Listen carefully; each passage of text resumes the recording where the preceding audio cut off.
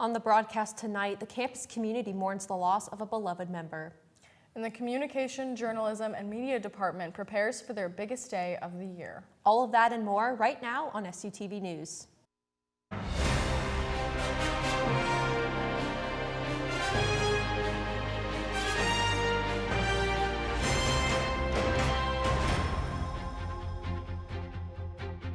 Thanks for joining us on SUTV News. I'm Bailey Casada. And I'm Haley Galaskis.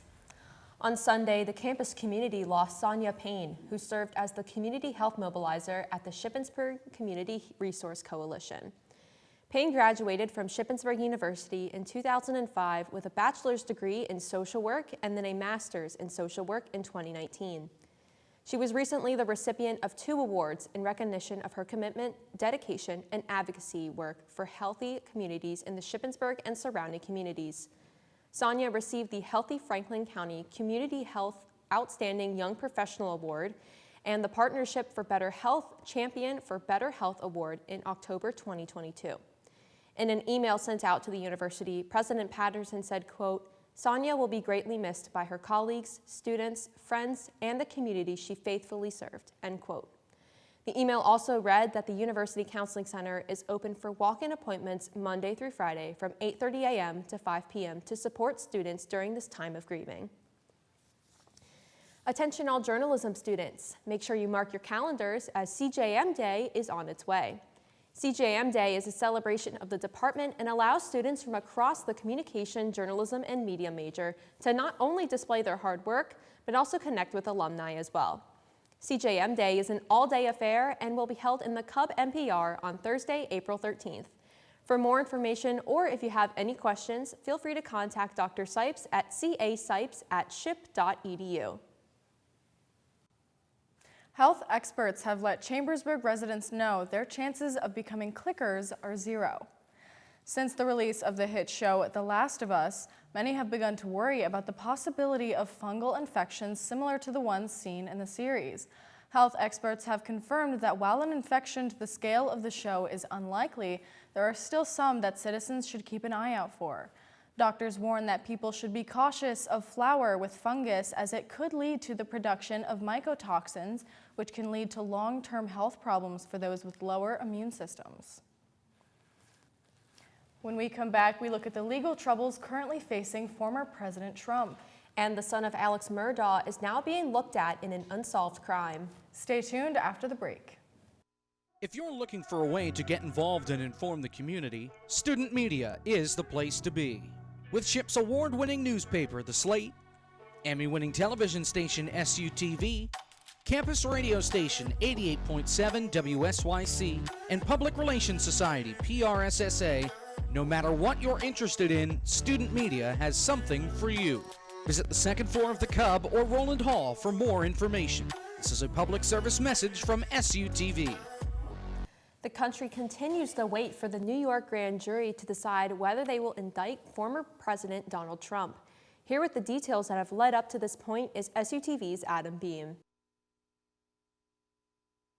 As of Wednesday, March 22nd, the grand jury has yet to convene and decide whether former President Donald Trump will or won't be indicted for hush money payments made to adult film star Stormy Daniels.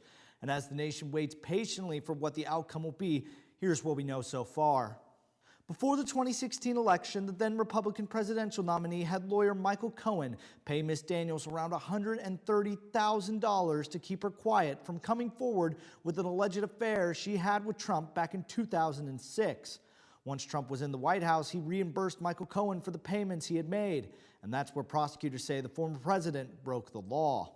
The illegality of Trump's actions come from the payments being documented as a retainer agreement and other legal expenses on the Trump organization's books, which, depending on the grand jury's decision, could see an indictment for falsifying business records. Former President Trump had made a post to his social media platform Truth Social claiming that he would be arrested on Tuesday and calling on his supporters to protest, which resulted in NYPD officers and Capitol Police to set up barriers and other safety precautions. However, no arrests were made as the New York grand jury did not convene on Tuesday, and when Wednesday came around, they were told not to come in, but to stand by for Thursday, the 23rd.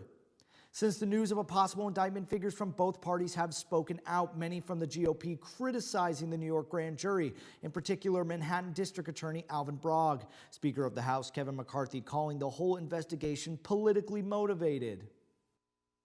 I look at it from this perspective. We live in America and it should be equal justice. This was personal money. This wasn't trying to hide. This was 7 years ago, statute of limitation. And I think in your heart of hearts, you know, too, that you think this is just political. And I think that's what the rest of the country thinks, and we're kind of tired of that.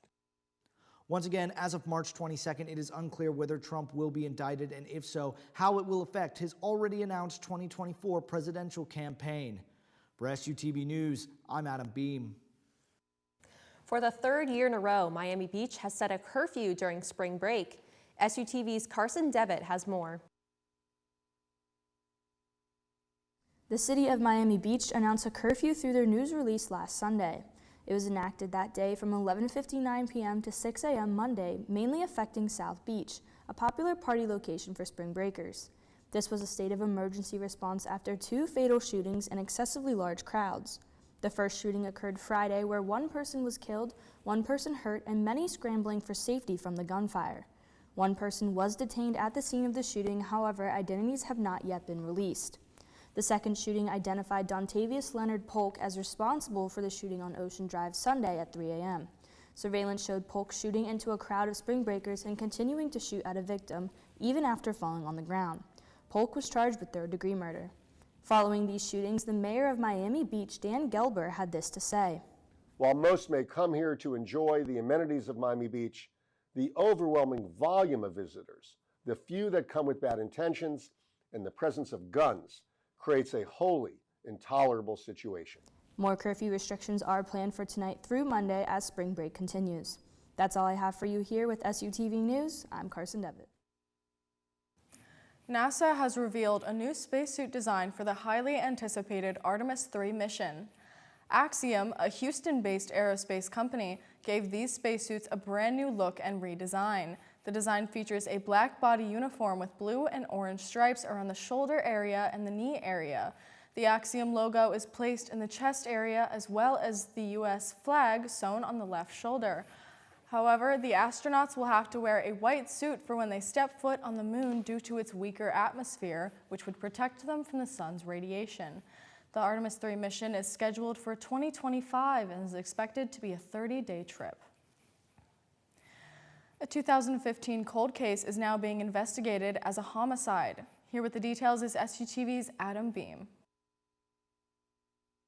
Just weeks after the conviction of his father, former attorney Alex Murdaugh, for the murder of his wife and son, Buster Murdaugh is now coming under fire in another cold case. In July of 2015, the body of 19-year-old Stephen Smith was found in the middle of a road not far from the Murdaugh's hunting lodge, the location that 6 years later would become the scene of the now infamous murders of Maggie and Paul Murdaugh. Initial reports filed the case as a hit-and-run incident, and that Smith had died from blunt force trauma to the head, which officers believed he had sustained from the vehicle that hit him. However, due to recent efforts from Stephen's mother, Sandy, the case is now being reopened and being investigated as a homicide. Since they reopened it, and the support that I have around me just keeps me fighting, and he's worth fighting for. Early on in the original investigation, Buster Murdaugh, who was a classmate of Smith's, was brought up multiple times by police. As a former trooper on the case, Todd Proctor said, quote, "Buster was always on our radar." However, the details as to why could not be revealed. In a statement released Monday, Buster Murdaugh wrote, "I have tried my best to ignore the vicious rumors about my involvement in Stephen Smith's tragic death." He then goes on to say that before, during, and since my father's trial, I have been targeted and harassed by the media and followers of this story. As of right now, it is unclear whether or not police are seriously considering Buster Murdaugh as a suspect or even a person of interest. However, Sandy Smith says she won't stop fighting till she gets answers for her son's death. I just love my son, and since I couldn't protect him, I'm going to fight for him. For SUTV News, I'm Adam Beam. What's going on in the slate this week? Caroline Cooper has your slate preview. Coming up this week in the slate, Our news section will be covering the Children's Fair as well as the possible indictment of former President Donald Trump. The Ship Life section will have an article on the APB trip to Washington, D.C. and a slowly but shyly on retail therapy. In Opinion, the Slate Speaks will discuss the obsession with celebrities and a column on banks being too big to fail. Our A&E section will have a review of Daisy Jones and the Six, as well as one of the weekend's new HBO special. Sports will be recapping this week's baseball, softball, and lacrosse games, and Multimedia will have a gallery of the Children's Fair. Don't forget to follow us on Instagram, Twitter, and Facebook at ShipUSlate, and be sure to check out our next online edition at theslateonline.com. Now back to Haley and Bailey at the desk. When we come back in entertainment, we have a review of Shazam, Fury of the Gods. And a 90s favorite is finally getting a sequel. We'll be back after this quick break. Today, we had some rain, it was nice and warm. Yeah, but I'm excited to see what we're supposed to get now. I know, let's send it over to Allison Ritchie with this week's weather. Good evening, Shippensburg. Let's look at this week's weather forecast. Today, we see periods of spring showers with a high of 71. The rain will become steady tonight with a low of 46. The rain will continue into Friday with a high of 51 and a low of 42 into the night. Over the weekend, Saturday will remain rainy with a high of 55 with the rain clearing up later at night. Sunday will be mainly sunny with a high of 61. As we enter the week ahead, the rain showers come back again with a period of rain throughout the day on Monday with a high of 53. Tuesday will be mostly cloudy with a slight chance of rain with a high of 53. Wednesday will see mostly sunny skies with a high of 51. Thursday will be partly cloudy with a high of 56 and a few rain showers developing later at night. This rain will stick around into Friday with an overcast high of 55. With that, I hope everyone stays dry with these spring showers, and I'm Allison Ritchie. Let's check in with SUTV's Priscilla Schultz, who has this week's entertainment.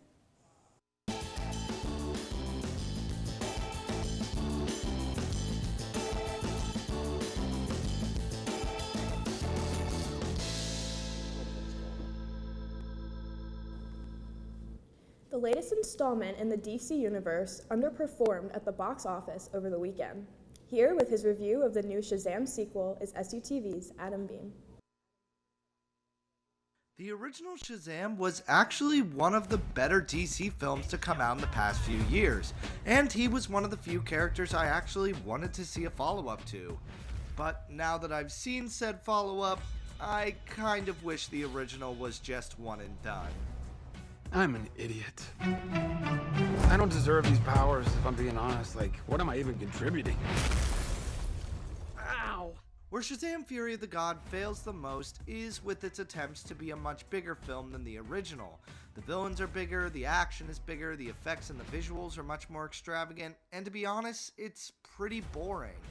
The reason the original Shazam worked so well was due to it being a much more down-to-earth movie. It wasn't so much a big bombastic action epic, it was a coming-of-age story. It focused much more on the family aspect and on the characters and their connections with one another. Unfortunately, this film does the opposite of that, and the third act just becomes a noisy CGI mess. Look, I might not have as much experience as you, because I'm not super old like you, but I've seen all of the Fast and the Furious movies, lady. It's all about family! Family! Guys, that was a signal! Now, there are things that I think do work about the movie, in particular the stuff that feels much more close to the original.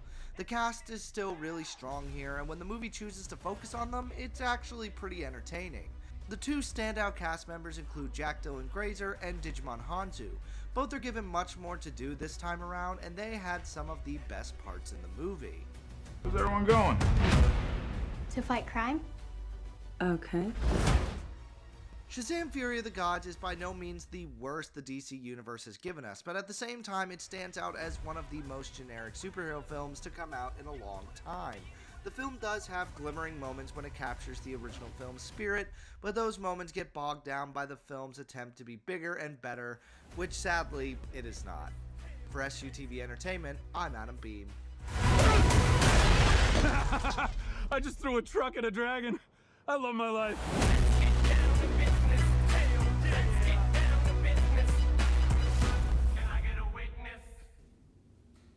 Actor Lance Reddick, known for his roles in The Wire and in the John Wick franchise, has died. Reddick was 60 years old. Reddick grew up in Baltimore, wanting to be a musician. He once told The Guardian that he fell into acting as a way to support his family. At the age of 29, he started studying drama at Yale University and eventually graduated. Reddick was a regular on the HBO series Oz before landing the role of Detective Daniels on The Wire. He is in the 4th John Wick film, which is set to be released in theaters next weekend. He is also in the upcoming remake of White Men Can't Jump. A representative says Reddick died suddenly Friday morning from natural causes. He is survived by his wife Stephanie and 2 children. Swifties, rejoice! The Eras Tour has officially begun. Here with the details is SUTV's Maddie Shively.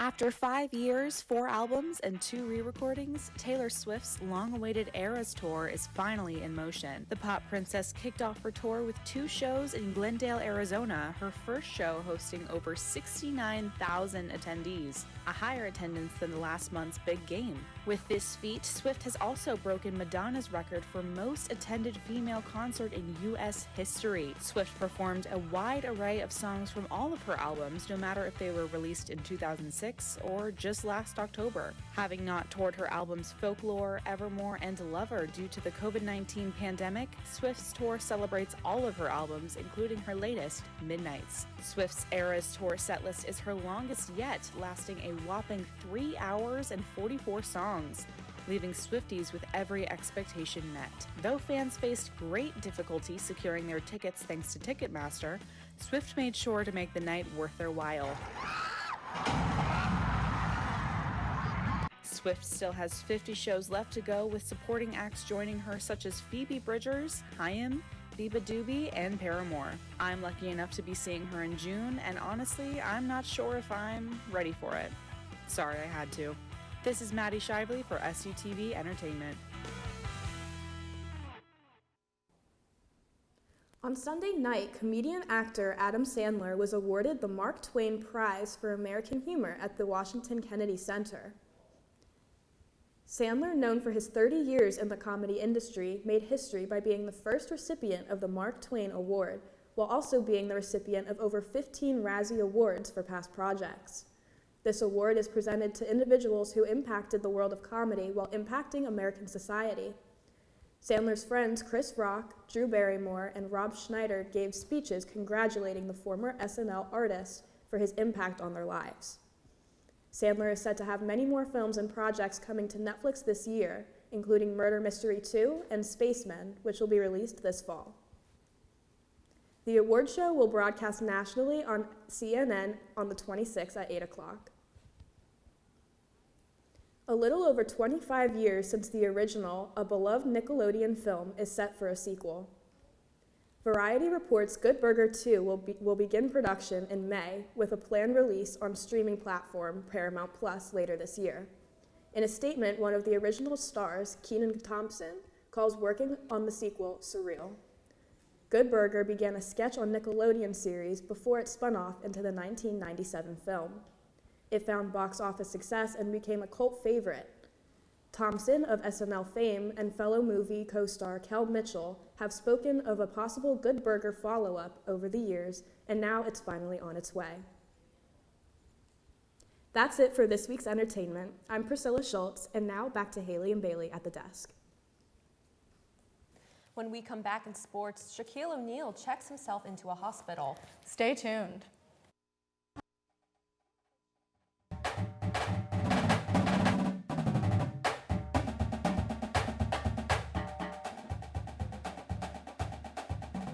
The women's softball team hit their games this week out of the park when they traveled to Lock Haven in PSAC action. The Raiders would pull out victories in their 2 matchups at Lock Haven. In their first matchup, they narrowly beat Lock Haven with a score of 5-4. Leading the way for the Raiders in runs was sophomore Caitlin Minnie with 2 and also 3 hits at bat. Graduate student Hannah Marsteller also had 3 RBIs in the victory. In the second game of the day, the Raiders were able to break away a little in a 6-4 victory en route to the sweep at Lock Haven. Marsteller took over in the second game, not only scoring 3 runs, but also 3 hits at bat and 3 RBIs to seal the deal. The Lady Raiders will travel back home to Robb Field to take on Bloomsburg this Friday. Game starts at 2 p.m. On Tuesday night, Team USA faced Japan in the World Baseball Classic Championship. Both teams were coming off of close games in the semifinal round and needed late-game heroics to make it to the championship. After a scoreless first inning, current Phillies shortstop Trey Turner broke open the scoring with a shot to left to put the U.S. up 1-0 in the bottom of the second. Japan tied the game when Murakami hit this leadoff pitch high and deep and tied the game at 1. Still in the bottom of the second with bases loaded, Okamoto grounds out to first, 1 run scores, and Japan takes a 2-1 lead. On to the fourth, same score, Okamoto at the plate for Japan. He hits solo home run, which gives Japan a 3-1 lead. On to the top of the ninth, last chance for the U.S., Mookie Betts at the plate. He grounds into a double play. The double play brings up Mike Trout to face his current teammate and pitcher. Both guys are captains for their respective teams. This time, Shohei got Trout to strike out, swinging, and Japan claims the World Baseball Classic title. The World Baseball Classic will return in 2026. Don't worry, I'm fine. That's the message Shaquille O'Neal is sending his fans. After many of them became worried when they saw on a social media post that he was in the hospital, the NBA legend took to Instagram Monday, thanking everyone for their concern while assuring them he's okay. He wrote in part, quote, "Just had to get some BBL work done, aka hashtag hip replacement. But yes, I am fine, no need to worry." BBL is an acronym for Brazilian butt lift, a surgery common for retired NBA players, as well as athletes in other sports as well. O'Neal's reassuring post came after he tweeted a photo of himself hooked up to the machines in a hospital bed over the weekend. That's it for sports this week. I'm Alexander Haig. Now back to Haley and Bailey at the desk. We come back, 2 sisters are being recognized for their bravery. All right, so we are not going to be presenting that kicker. Today is very special because it is our very own Haley's birthday today. Happy birthday! Happy birthday! So it's her birthday, so I think we know what that calls for. Everybody, Yeah, ready? 1, 2, 3. Happy birthday to you. Happy birthday to you. Happy birthday, dear Haley. Happy birthday to you. Woo!